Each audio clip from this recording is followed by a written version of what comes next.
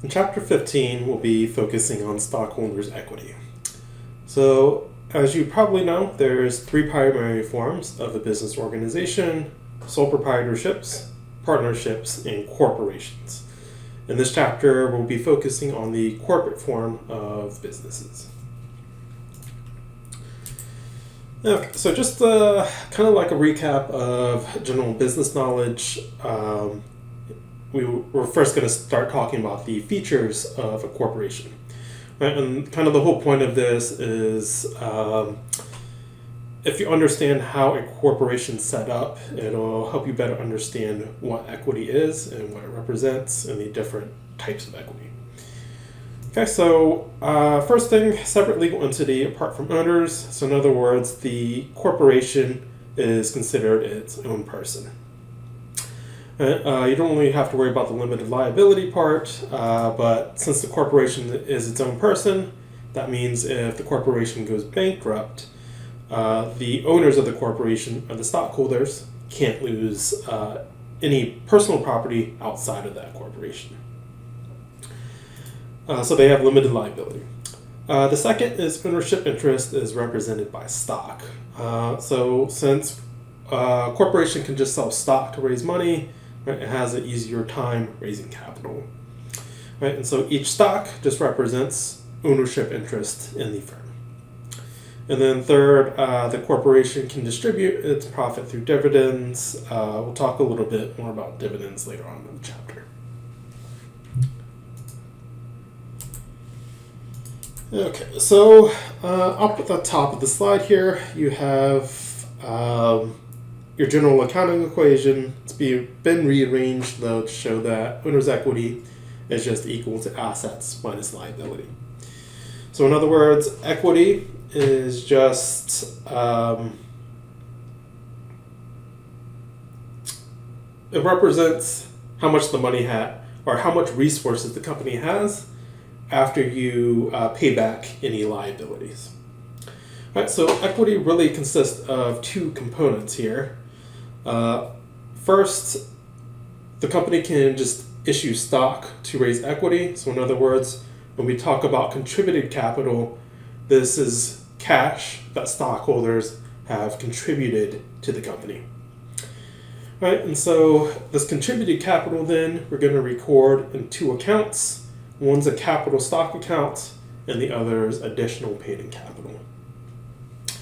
Right, the other type of equity is earned equity. So instead of stockholders contributing cash into the company itself can earn money, so it generates profits, and as long as it keeps those profits within the firm, it becomes retained earnings.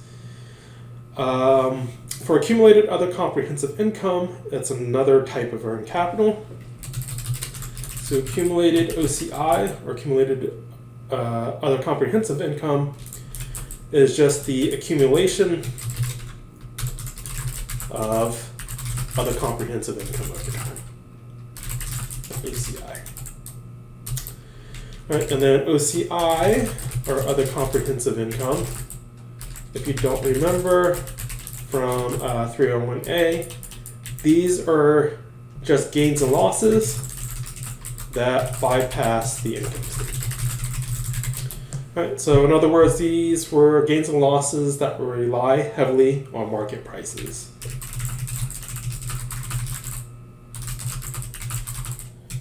Right, so just examples of this,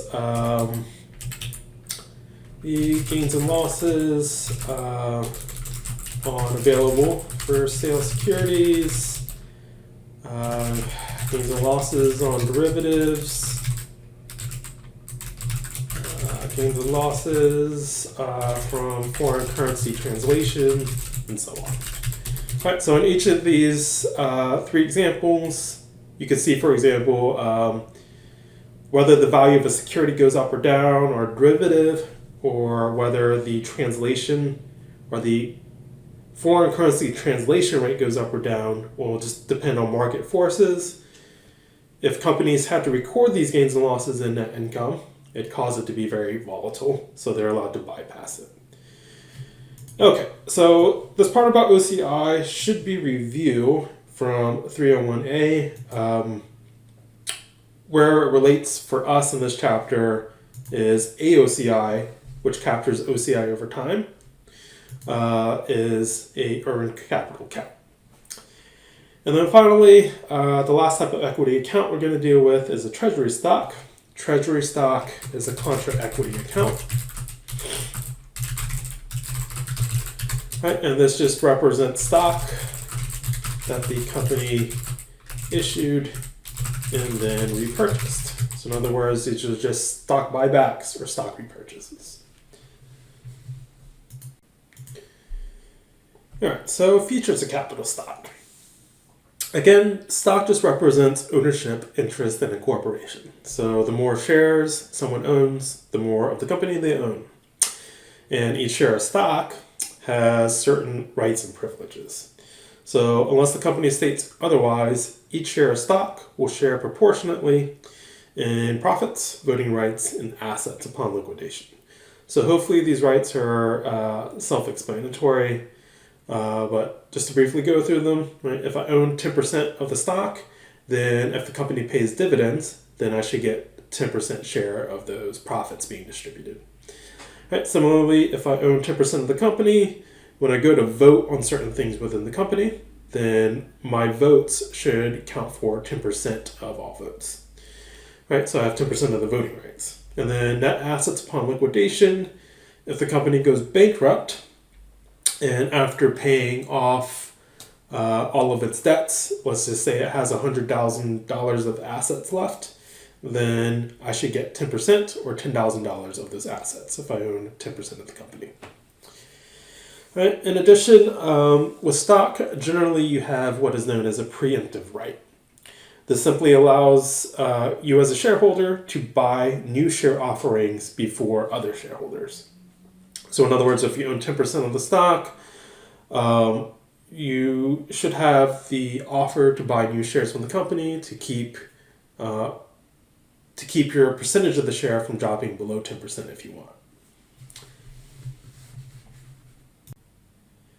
Okay, so moving on to classes of capital stock. So for most companies, there's two primary classes of stock, and those are common and preferred. For some companies, they have more classes of stock, though, and sometimes it's kind of like a specialized type of stock. Right, but anyway, for purposes of this class, we'll just focus on common and preferred. So common shareholders are just the owners of the firm. They have more voting rights than other classes of the stock, but if you're a common shareholder, there's no guaranteed return.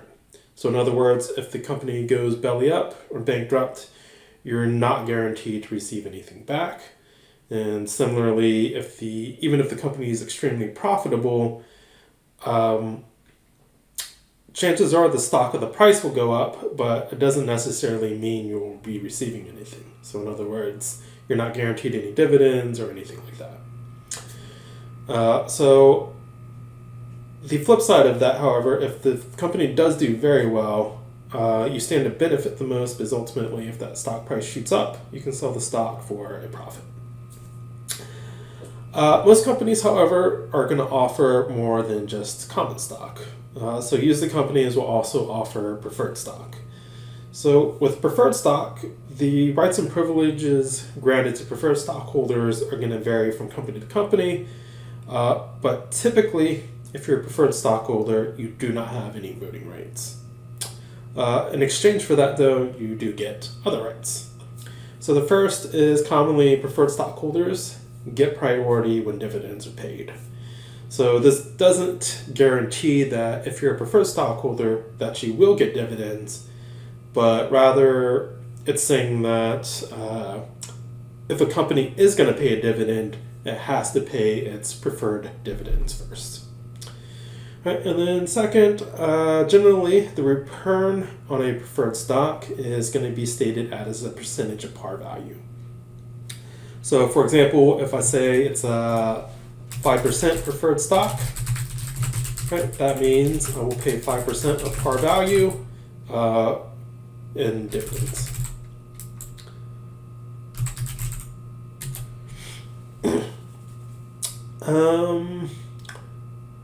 So pretty much since you have dividend preferences, this increases the chance you're going to see some type of returns before selling the stock, but at the same point, it also limits the amount of return that you could earn. And then lastly, generally, preferred stockholders, they'll also typically paid out before stockholders if the company goes bankrupt. So preferred stock, you can kind of think of it as a mixture of debt and equity in that case. Right, so other possible features here, I forget if you really need to know these, but just to cover our bases here, accumulative just means that if a corporation fails to pay a dividend in a year, it has to make up that dividend first before paying its common shareholders.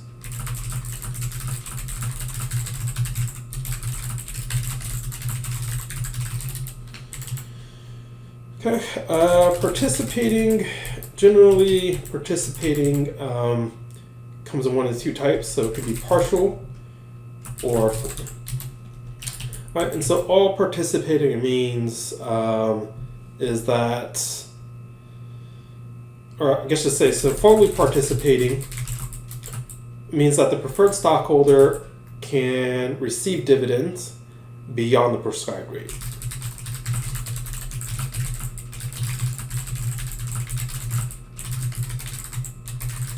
And so all that means then, for example, with the 5% preferred stock, you said the stockholder is going to receive 5% of the par value of all the stock they're holding. So if it's fully participating, that stockholder will not only receive the 5% in dividends, but also dividends at the same rate that common stockholders do. So fully participating then means you get the 5% and then some, essentially. All right, and then convertible. Convertible just means that at some point I can convert my preferred stock into common stock if I want. And then the last part is callable. Callable just means that the company can buy back the preferred stock at some point in the future at some price.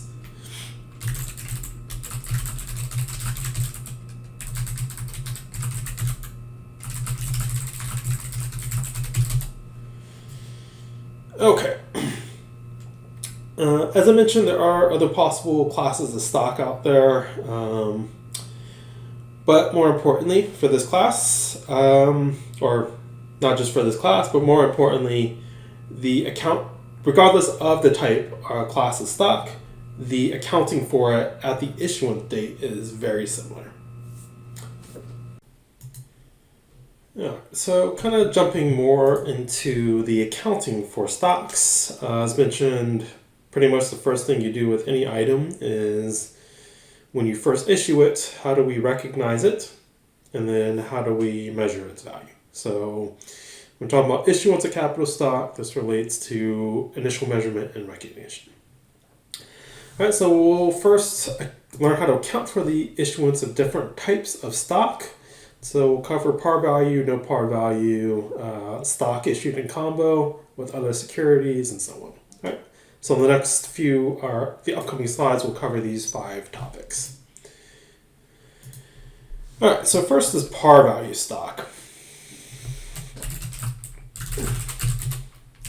So par value, a stock's par value is just used to keep track of the stock, essentially. So par values are generally pretty small values, could be like from 1 cent up to $1, sometimes a bit more.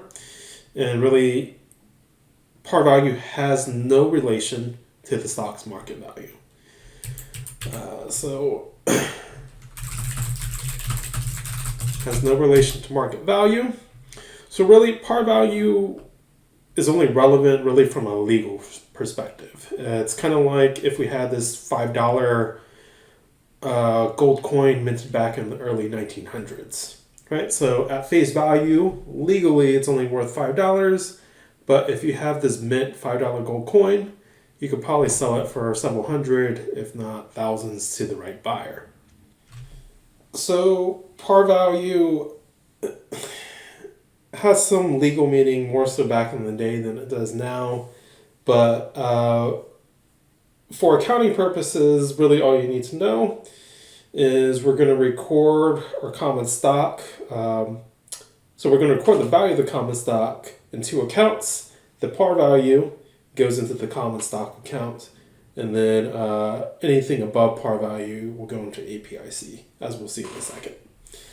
All right, but so generally, when stock is issued, par value is going to be pretty low. Market value will generally be higher than par value, so the actual issue price is greater than par. So to see how to account for this, let's just use an example. So let's say we have 1,000 shares of $1 par value common stock, and it's issued for $13 per share. Right? Journalize the issuance of the stock. So here we have a total par value of 1,000 shares times the $1 par value per stock. Right, so that just gets us to 1,000. I guess I should say total par value here to be more clear. Now the issue price, same thing as the sale price of that stock. Again, 1,000 shares. Right, and it's issued for $13 per share, which gets us to 13,000. Okay, so if you kind of take a step back, the whole point of issuing stock is to raise capital. So in other words, we'll probably be issuing it and receiving cash. So we'll debit cash for the issue or sale price of 13,000. Just to kind of bring this in a little bit here, right? And then in this case, we're issuing common stock. So we'll credit the common stock account. If this was preferred stock, you would just credit the preferred stock account. Okay, so the common stock account, this will always be recorded using par value. Right, so common stock captures par value. The par value here is $1,000. So we'll credit common stock for $1,000. Now the other part of this is we know debits must equal credits. All right, so how do we record the other $12,000? The other $12,000 here. All right, so the other $12,000 goes into account we call additional paid-in capital on your common stock. I'm just going to move the debits and credits out a bit here. Okay. So for short, you can call it APIC, and you can abbreviate common stock with C/S.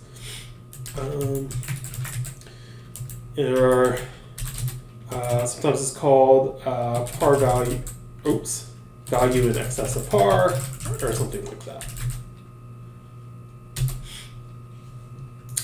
All right, but anyways, the other $12,000 will go here, and this just represents the value in excess of the par value, right? So in other words, our par value is 1,000. The excess of the issue price over the par value then is the other $12,000, which is just this APIC account. So in other words, just issue price minus par. Okay, so next is no par value stock.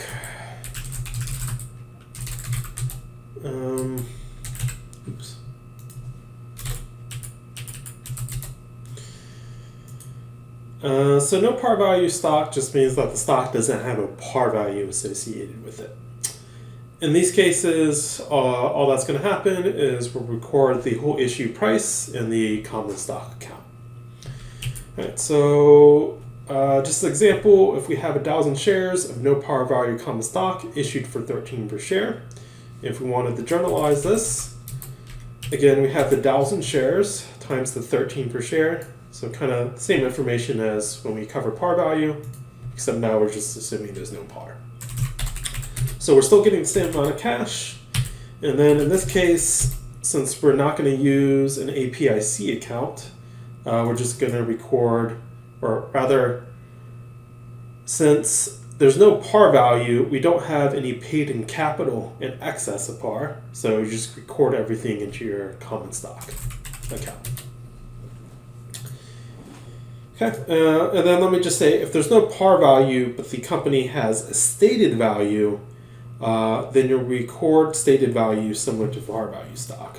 So par value stock or stated value stock, you'll record in the same manner. Right, so in other words, if there's no par value, but there's a stated value, your stated value goes in your common stock account, and then your APIC account captures the issue price over the stated value. All right, so next, stock issued with other securities. So in other words, sometimes an investor could contribute capital, and in return, they could receive more than one type of security or more than one type of stock. So the accounting issue here is, if we get this single lump sum of money from the investor, how do we allocate it between the different classes of stock?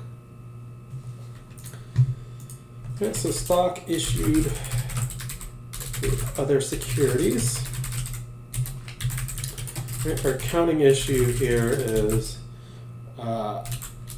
if we receive a single lump sum payment for more than one class of stock, how do we allocate that payment between the classes of stock? Okay, so to deal with this issue, or our solution here is really, or the basic idea behind it is that the total cash we receive should be equal to the fair value of the stocks.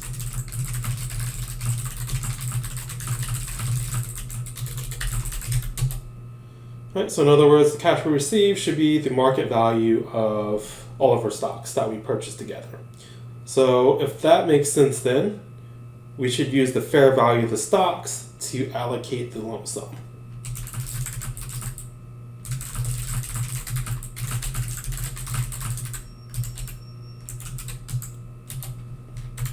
All right, so kind of to put this into more context, let's just say a stockholder purchases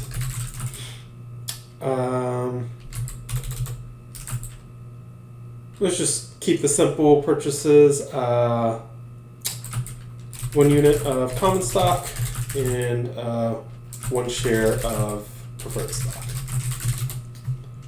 I don't know why I call this unit. I'll just call this a share. All right. And let's say they pay a $100 lump sum price. All right, so the issue becomes here, well, they just paid $100 for both classes of stock. How do we split the $100 between the common stock and the preferred stock? Okay, so let's just say the fair value of the common stock is equal to, let's just say 60, and the fair value of the preferred stock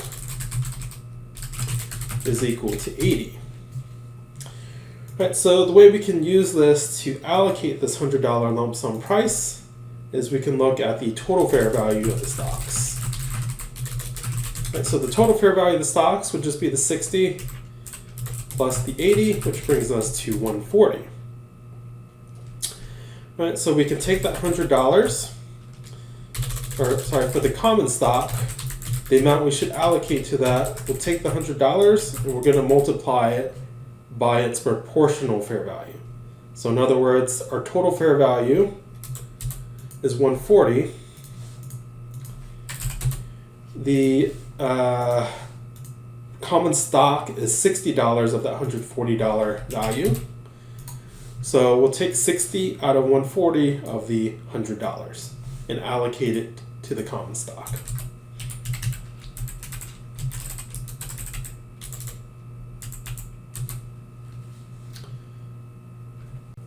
And so we'll allocate $42.85 of the $100 of the common stock, which means the remainder must go over to your preferred stock. Now, if we wanted to calculate this through, you could take the $100 for the the $100 lump sum price for the preferred stock, and we'll multiply that by the preferred stock's proportional fair value. So it has a fair value of 80. The total fair value is 140.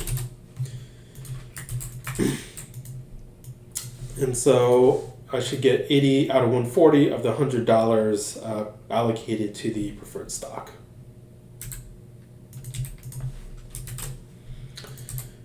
Oops. All right, so that should get us to 57.14 for that. Okay, so this method we just went over right here is actually called the proportional method. Let me just move this down. This is the proportional method. All right, and this method is appropriate. So this method is appropriate if we know the fair value of both classes, or if we know the fair value of all our classes of stock. Okay, for this class, we'll just keep it. We'll keep it at max the 2 classes of stock. You won't have to allocate among a bunch of classes of stock. So if we know the fair value of both stocks, allocate the lump sum purchase price using the proportional fair values of the stock.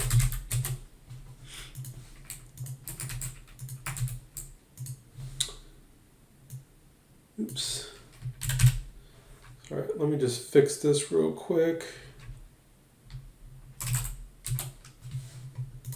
Okay. All right. In some cases, however, let's just say we have 2 classes of stock. We may not know the fair value of one class of stock. So in other words, one class of stock may not be traded very often, and so we don't really have a recent market price to figure out what the fair value of that stock is. Okay, so in this case, we would use what we call the incremental method. All right, so incremental method, you use this if we know the fair value of one class of stock, but not the other class.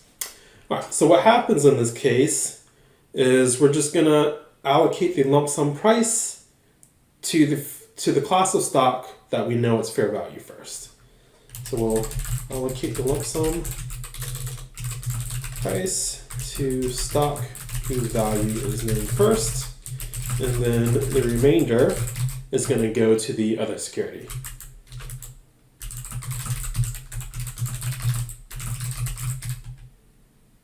Let's just say it's allocated to the other security.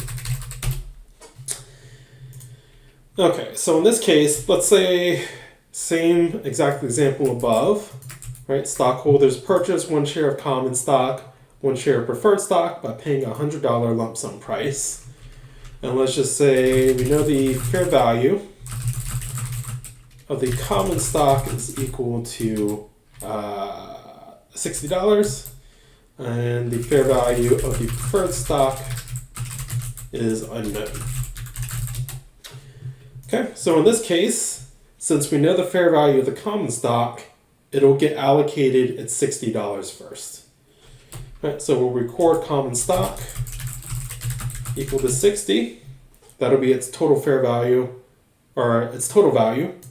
And so that means preferred stock will just allocate the remainder of the $100 lump sum price after we allocated the common stock first to this. So take the $100, we'll take out the $60 allocated to the common stock, which leaves us with $40 allocated to the preferred stock.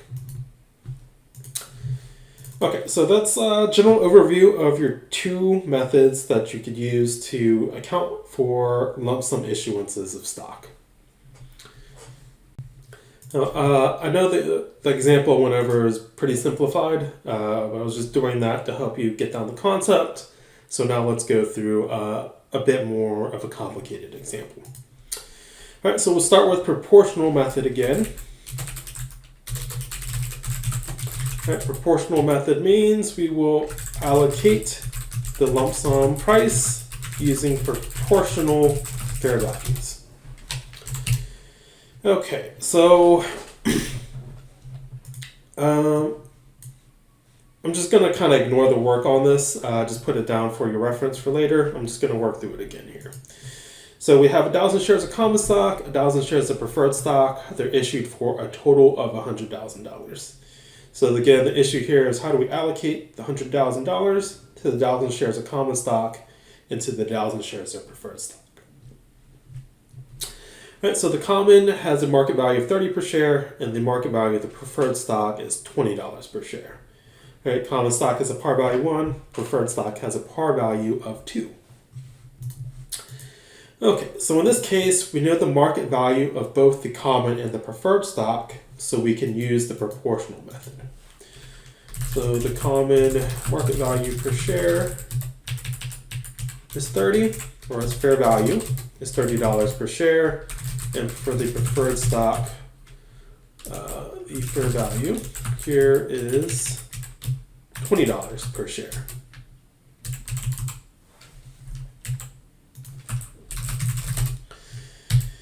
Okay, so what we can do then is we'll figure out the fair value of both classes of stock.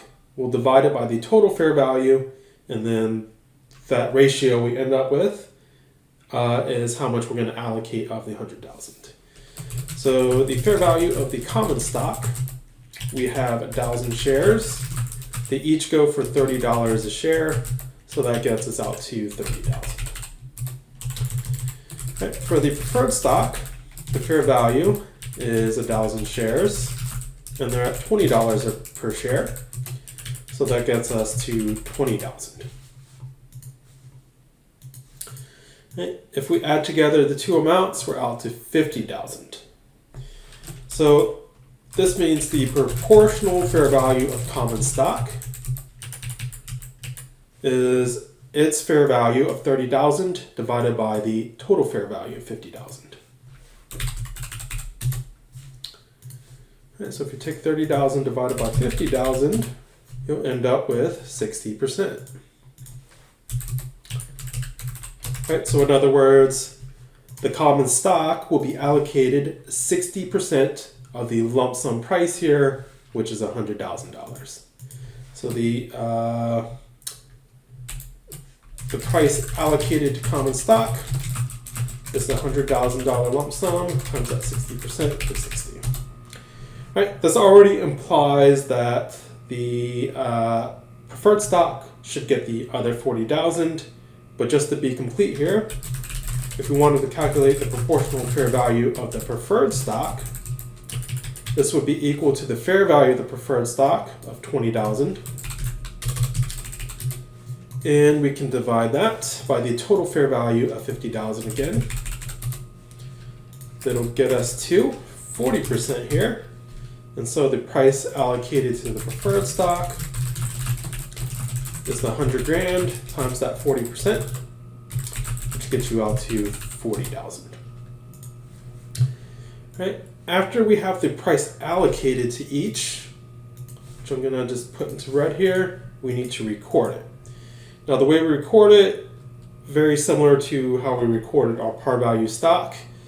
You could record this in two separate transactions if you want, or two separate journal entries, or you can do it all in one. All right, so here we issued both 1,000 shares of common stock and preferred stock for a total of $100,000. So we're going to get $100,000 by issuing this stock.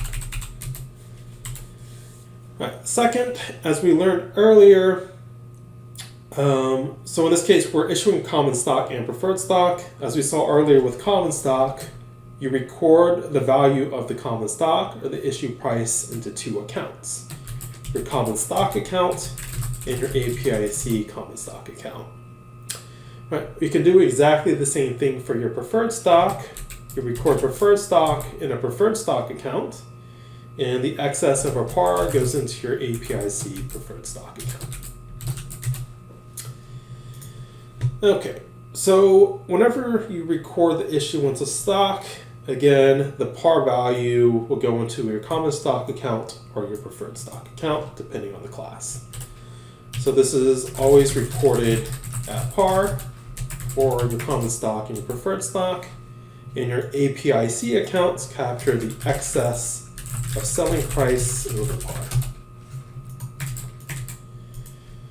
Okay, now in this case, we pretty much determined that the selling price, or the price allocated to common stock, is $60,000. The par value of the common stock, if you look off on the left, is 1,000. It's for 1,000 shares. So of that 60,000, 1,000 is our par value. So again, that's just the 1,000 shares times the $1 par value per share. Right, and then the other 59,000, so 60,000 minus this $1,000 par value, is the excess of a par of 59,000, which goes into APIC. Right, same thing for preferred stock. We're allocating $40,000 to the preferred stock. There's 1,000 shares of preferred stock at a par value of $2. So 1,000 shares times $2 a share gets us to 2,000. And then the remainder of the allocated price of the 40,000 is 38,000, and that goes into your APIC. All right. So moving on to the incremental method, we'll do one example of this too. So we're going to use the same exact scenario, except now that we don't know the market value of the preferred stock. All right, so if we don't know the market value of one of the stocks, but we know the market value of the other stock, then we'll allocate the purchase price to the stock whose value is known first. The remainder goes into, or the remainder is allocated to the other stock whose value is not known. Okay, so in this case, we're still issuing stock for, or sorry, let's figure. So $100,000 is the issue price, right? The market value of the common stock is $30 per share. That's 1,000 shares times $30 a piece again. So a total of 30,000. All right, so what this means then is, since we know the market value of the common stock already, we'll allocate 30,000 of the $100,000 of the issue price of the common stock. Right, and then the remainder of that $100,000 goes into your preferred stock. So 100,000 minus 30,000 gets us to 70. Now that we have the price allocated to each stock, we can go to record this. So again, we're issuing the stock to get cash. So the issue price here is 100,000. We'll debit cash for 100,000. The common stock value is 30,000. We'll record that into two accounts. Again, common stock and your APIC on common stock. Common stock records par value as always. So again, we have 1,000 shares, and the par value is $1 per share. So we have $1,000 here. Okay, so here the remainder of the 30,000 then goes into your APIC. So it's just 29,000. That's just 30,000 minus the $1,000 par value, and we'll do the same thing for preferred stock. So preferred stock, 1,000 shares, $2 par value. And then we're allocating 70,000 total. So the excess of 70,000 over 2,000 par is 68.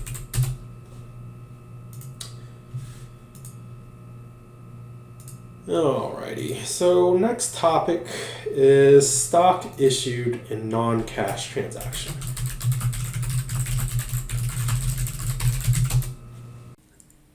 So stock issued in non-cash transactions just means that someone is purchasing stock, but they're not paying us cash. So maybe they're trading us like equipment or something like that.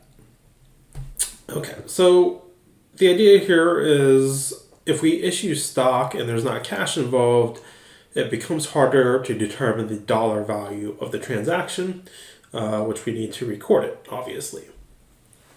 So in these cases, the transaction is recorded using either the fair market value of the asset or services received, or the fair market value of the stock issued, whichever is more obvious. Okay, so the basic accounting treatment, use fair value of stock or assets received, whichever is more obvious. All right, so if the stock being issued is actively traded, its fair market value should be fairly easy to determine. So if the stock is being actively traded, the value is easy to determine, right? In other words, we could just see how much is the stock selling for on the market right now, and that's its fair value. If, however, the fair value of neither the stock nor the asset or the non-cash consideration being traded are readily determinable, then generally we'll have to bring in an appraiser or use some kind of valuation techniques. Right? That's a bit beyond the scope of this course. It's more detailed than we need to get into. But pretty much, you're going to just use your professional judgment to determine which fair value would be more obvious. Okay, so just an example of using your judgment here to determine which fair market value is more clear. Let's say stock is being actively traded. Let's say for $15 per share, and land is appraised, let's just say at a value of $10,000. Right, so out of these two choices, which one would be more obvious or a more clear value? Right, so if you're thinking about this, hopefully you determined that the stock is more obvious. Now, the reason why is the stock is being actively traded. So with the stock, we can base the value off of an actual transaction, right? It's actually selling for $15 per share. With the land, though, it just got appraised at a value of $10,000. So an appraisal is really just an estimate, albeit it may be from a professional who appraises things for a living. It's still just an estimate. So an appraisal is an estimate. So here, then, the stock has a more obvious value. So just to go through some examples here. First one, let's say 1,000 shares of $1 par value common stock is issued in exchange for equipment with a fair value of $13,000. Okay, so in this example, notice here we're told the fair market value of the equipment, but we're not told the fair value of the common stock. So in this case, then, the fair value of the equipment is more clearly obvious. So you record this transaction at the value of $13,000. All right, so you debit equipment for the $13,000, and then that $13,000 value is also the value of the stock. So common stock, record out this par value. So $1,000 times 1 gets us to the 1,000. The remaining $12,000 goes into your APIC account. Second example, 1,000 shares of $1 par value common stock is issued in exchange for equipment with an unknown market value. The shares trade for $13 per share on the date of the transaction. So in this case, we don't know the value of the equipment. We know the fair value of the stock, though, so we'll use the fair value of the stock to price this transaction. Since it's $13 per share and it's 1,000 shares, the total issue price then is considered to be $13,000. So again, the journal entry hasn't changed here, but where the numbers are coming from have. All right, so again, just if it's a non-cash transaction, look at the value of the stock, look at the fair value of the asset, and figure out which one's more clear and use that value. Okay, So last topic we need to cover for share issuances is how to account for share issue costs. Okay, so for share issuance costs, pretty much all you'll do is reduce your APIC by the amount of the share issuance cost. All right, so sometimes when you issue stock, you're going to incur other costs. It could be like underwriting costs, promotional costs, legal costs, or so on. Whatever it is, it's ultimately going to reduce the amount of money you get from issuing the stock. All right, so just reducing the amount of cash you get from issuing the stock, generally you just reduce your APIC. So just an example of that, So first example up on the top is the same as from a previous slide. So let's just say we have 1,000 shares of $1 par value common stock issued for $13 per share. So $13,000 total in issue price, debit cash for that amount. Common stock captures the $1,000 in par value, and the remaining $12,000 goes to your APIC. Now let's assume we have the same exact situation, but there's $2,000 of share issuance costs. Well, before we got $13,000, if we have to pay $2,000 in costs, now we're only getting $11,000. All right, and then we'll split that $11,000 into our common stock accounts here. Again, common stock captures par value, $1,000 as before, and then the excess of the $11,000 now over that common stock amount, or over the par value amount, goes into your APIC account here.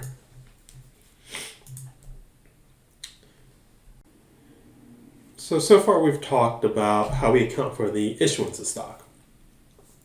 Now, after issuing stock, it's pretty common for companies to repurchase or buy back their stock at some point in time.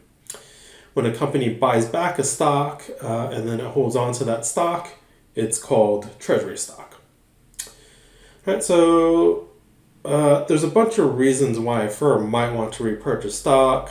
So one reason is it provides an alternative to dividends. So in other words, you're just buying back stock from shareholders to give them some kind of return on their investment. Some cases, buying back stock could increase your earnings per share or return on equity, pretty much by reducing the denominator of the ratio. Some cases, it's used to provide stock for employee stock options. You don't really need to know that, just in case you're wondering, well, why is a company even buying back its own stock? All right. More importantly for this class, when a company purchases back its own stock, it's not considered an investment. So in other words, it's not an asset, right? The company can't really invest in itself. Rather, if a company buys back the stock, it just reduces the amount of equity in the company. So you can think of it as like what would happen if you just issue stock and then immediately right after you purchased it back. In this case, it's like you didn't issue the stock in the first place. All right, so generally when a company buys back a stock, it has one of two options. One option is it could just retire the stock, in which case it would remove it from its books.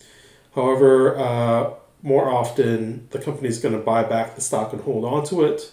In this case, when we repurchase the stock and hold on to it, it is treasury stock and it's a contra equity account. In other words, this would mean that the shares are issued but not outstanding.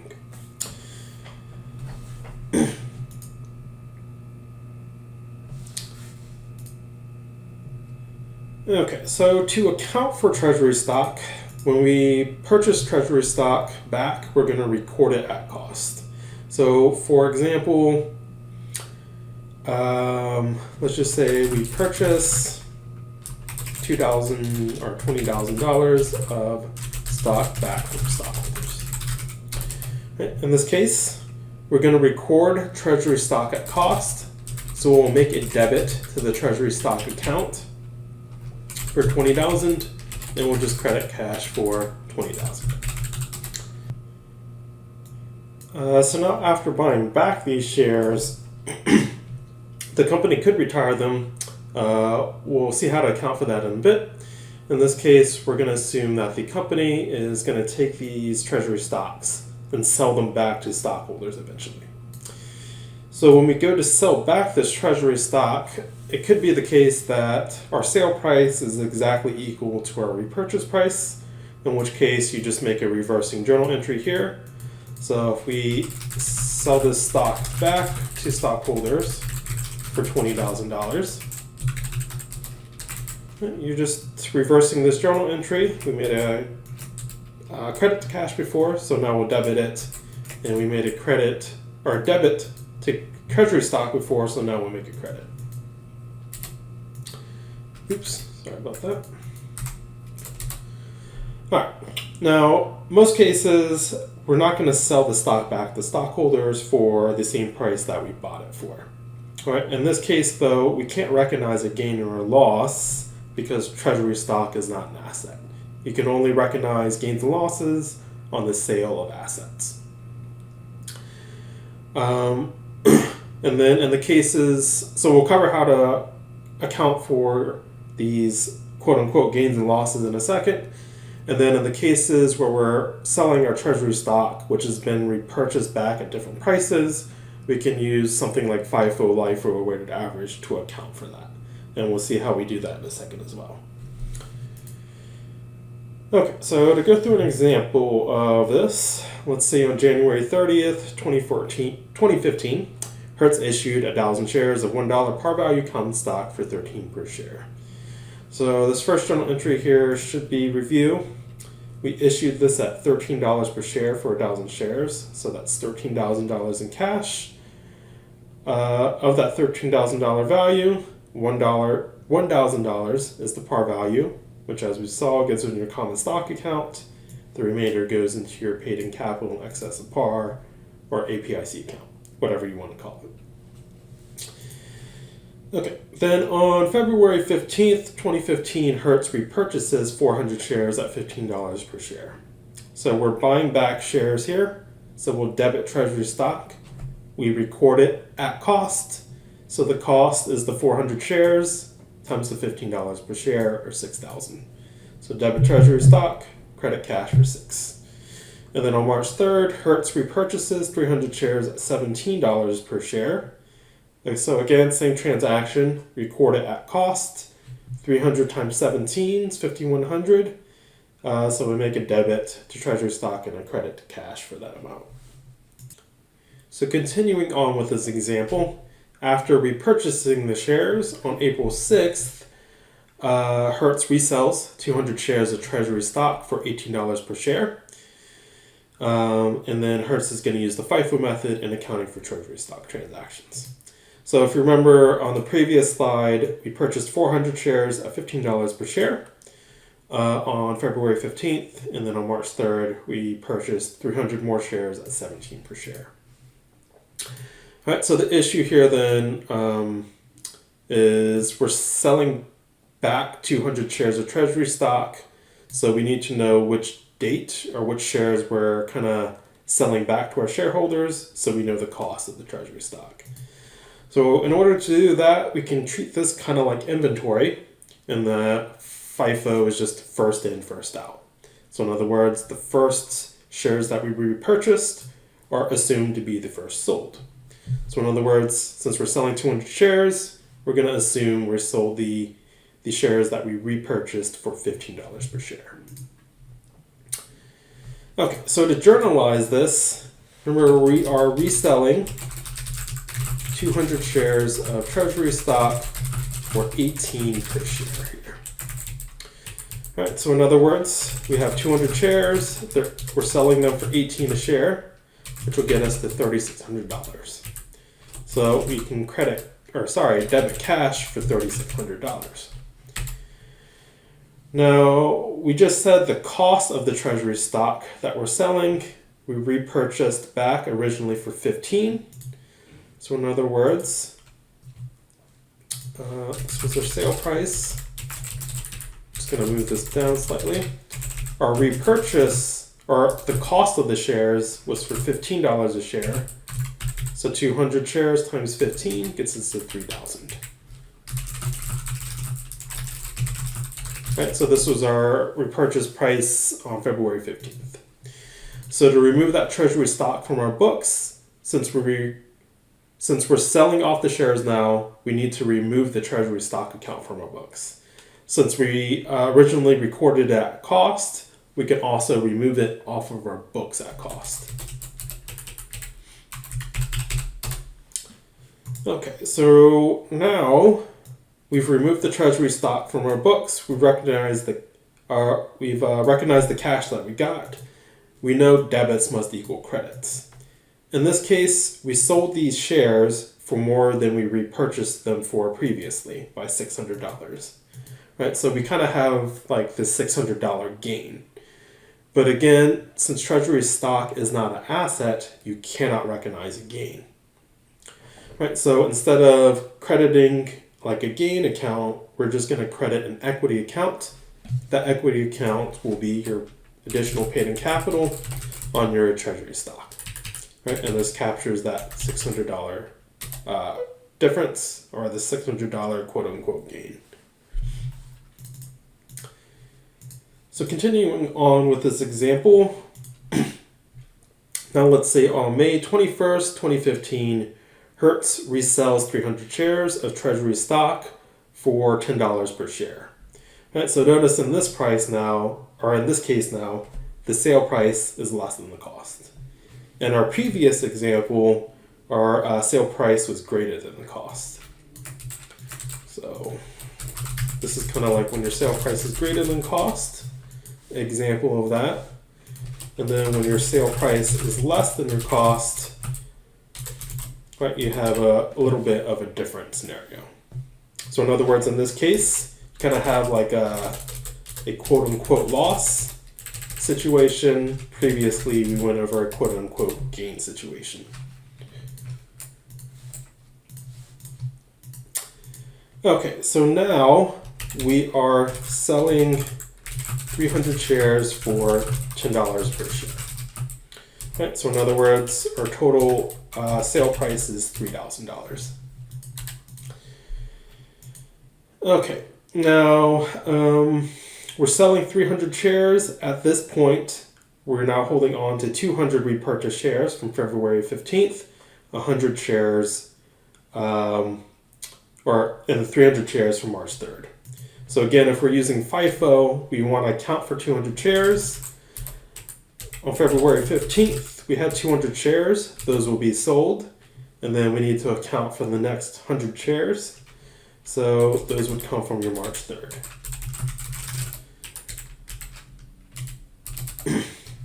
Right, and so we can just multiply those by the cost of each.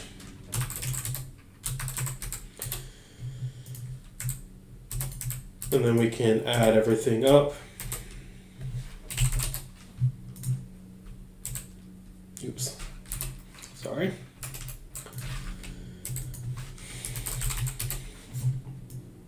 And we're out to 4,700. All right, so to start journalizing this, again, we're selling 300 shares for $10 per share, so we'll debit cash for $3,000.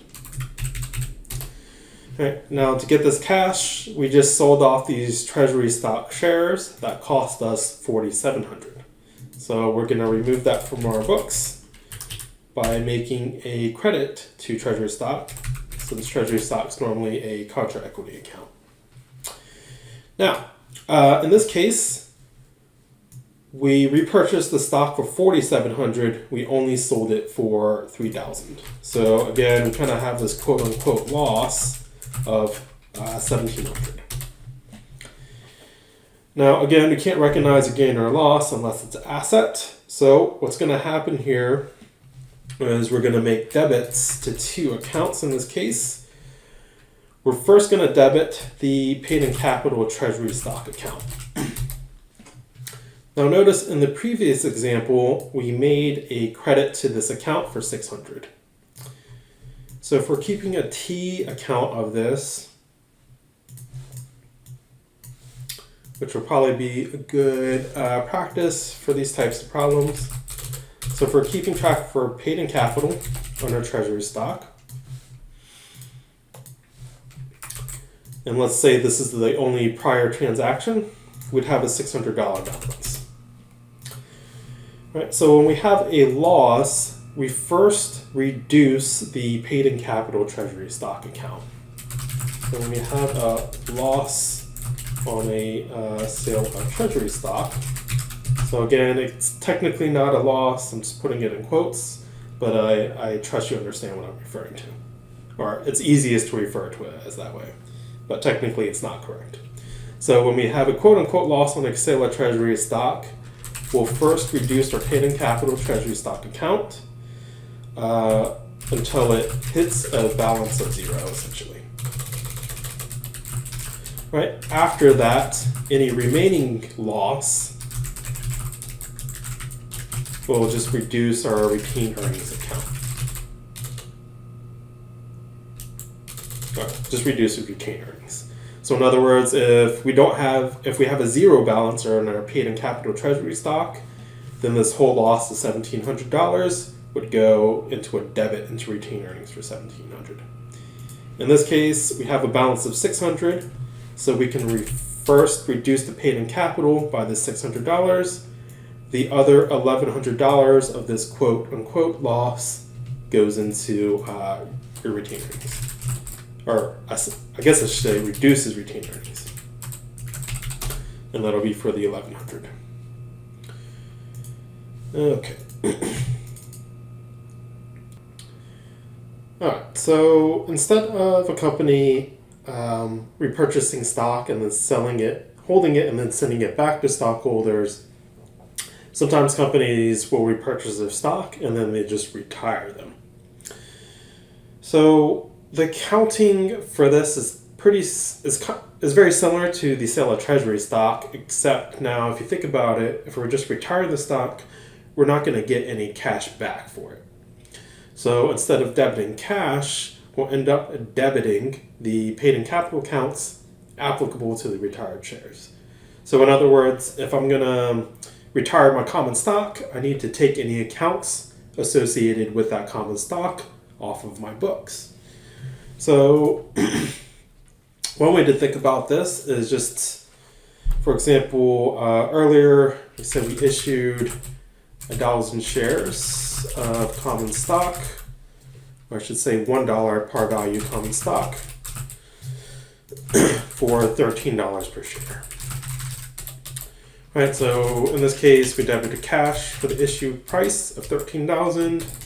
We credited common stock for 1,000, and we credited APIC common stock for the excess of the issue price over par, $12,000. All right, so these are your two paid-in capital accounts here.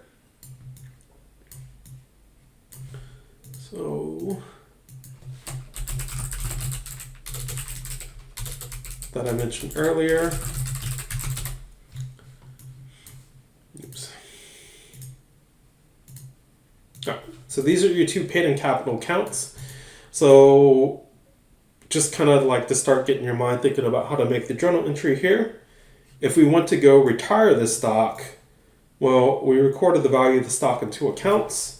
If we want to get rid of it, we're just going to make a debit to these two accounts to get it off of our books. And that's part of the journal entry for our retirement. All right, so the other part of this is in order to retire these shares, we have to pay some amount. So let's just say we retire these shares by paying $15,000 for them. All right, so the cost of these shares on our books is $13,000, and our repurchase price is $15,000. So in other words, to buy these shares, we paid more than their cost. So in this case, we kind of have like a loss, right? So this is a quote-unquote loss of $2,000. Now again, since we're dealing with stocks, we can't recognize gain or losses. So the other part of this journal entry is how to deal with the difference between the cost of the shares and the repurchase price. To capture the repurchase price though, right? Since we're paying $15,000 for these shares, we'll credit cash. And then this loss, similar to before with the sale of treasury stock, to the extent we have a balance in a paid-in capital treasury stock. Oops, sorry. We'll be making a debit here. So to the extent we have a balance in our paid-in capital treasury stock, you can debit that account for the amount. And if not, you can be debiting retained earnings. All right, we'll go over a more thorough example in just a second. So on January 30th, 2015, Hertz issued 1,000 shares of $1 par value common stock for $13 per share. On March 10th, 2015, Hertz Corporation repurchases 400 shares at $10 per share and then retires those shares. So how does Hertz Corporation account for the retirement of the repurchased shares on March 10th, 2015? Okay, so this is kind of similar to what we're going up above. We're repurchasing the shares.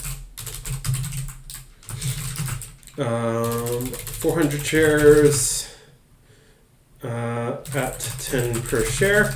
So in other words, we have 400 shares times $10, so $4,000 total that we're paying for these shares. So in other words, we can credit cash for that $4,000. Now, since we're going to retire the shares, we need to take the common stock share or common stock accounts off of our books.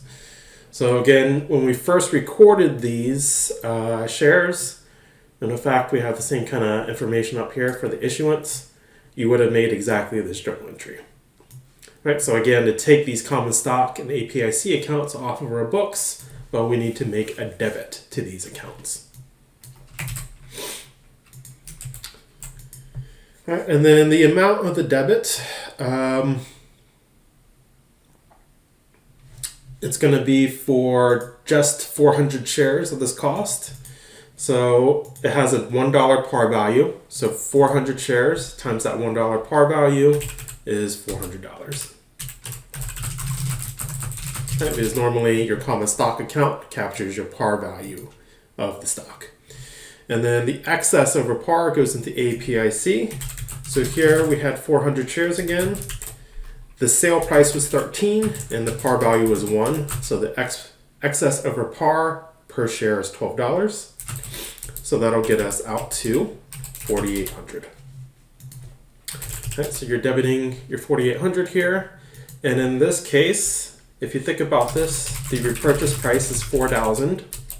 The cost of the stock was $5,200. So we retired the stock at a cost or at a price less than its cost, so we kind of have a gain here. So again, you can't recognize a gain because it's not an asset. So similar to repurchases of stock, you're going to credit paid-in capital treasury stock to capture the quote-unquote gain here. Right, and that'll be for the difference here of $1,200.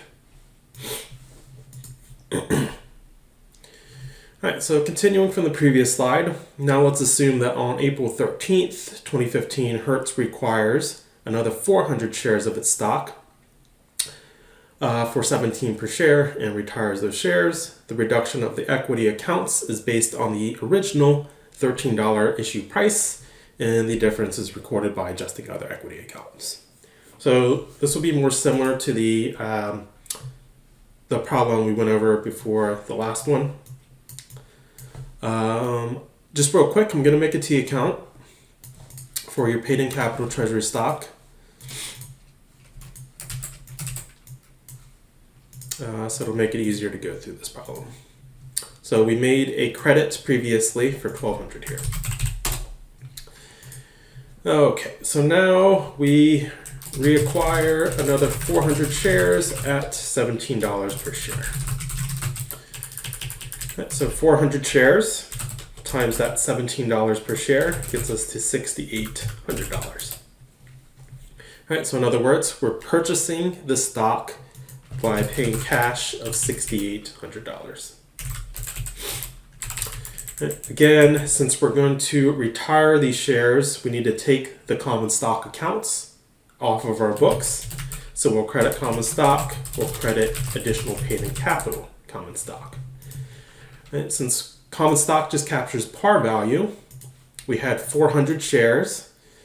And again, if you're continuing from the previous slide, the par value is $1. So again, it's 400 shares times the $1 par value that we need to remove.